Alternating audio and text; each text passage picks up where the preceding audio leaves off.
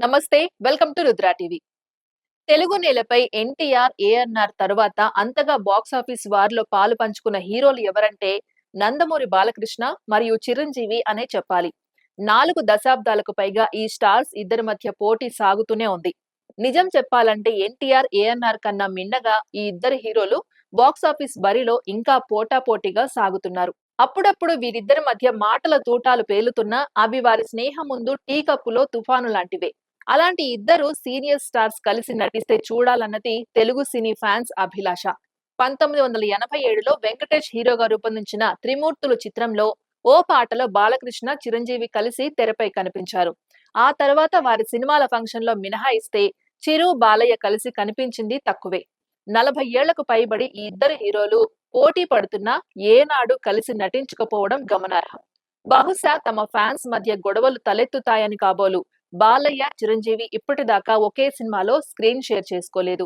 తమిళనాట కమల్ హాసన్, రజనీకాంత్ కూడా 1985లో గిరిఫ్తార్ తర్వాత మళ్లీ కలిసి నటించలేదు. వారిద్దరి అభిమానులు థియేటర్స్ లో గొడవ పడతారనే ఉద్దేశంతోనే కమల్, రజనీ ఆ డెసిషన్ తీసుకున్నామని చెప్పేవారు.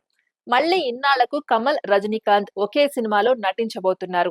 సదరు చిత్రానికి నెల్సన్ దర్శకత్వం వహిస్తున్నారు.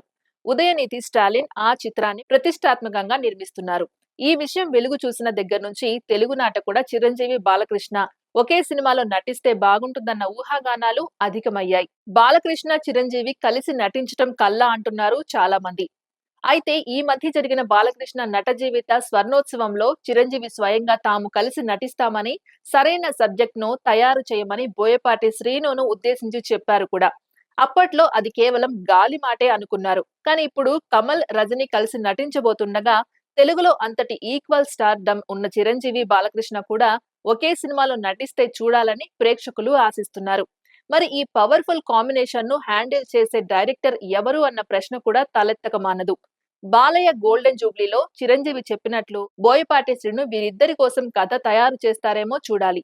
బాలయ్య, చిరు ఇద్దరికీ ఉన్న మాస్ ఇమేజ్ ను దృష్టిలో పెట్టుకొని వారి స్థాయికి తగ్గ సబ్జెక్ట్ ను ఎవరు సిద్ధం చేస్తారో, ఆ ప్రాజెక్ట్ ను ఎవరు నిర్మిస్తారో అన్న ప్రశ్నలు తలెత్తుతున్నాయి. ఏది ఏమైనా బాలయ్య, చిరు కాంబోలో సినిమా వస్తే మాత్రం అది సినీ ఫ్యాన్స్ కు కన్నుల పండుగ అనే చెప్పాలి. ఇది ఇవాల్టి అప్డేట్. మరో అప్డేట్ తో మళ్ళీ కలుద్దాం. అంతవరకు చూస్తూనే ఉండండి రుద్ర టీవీ.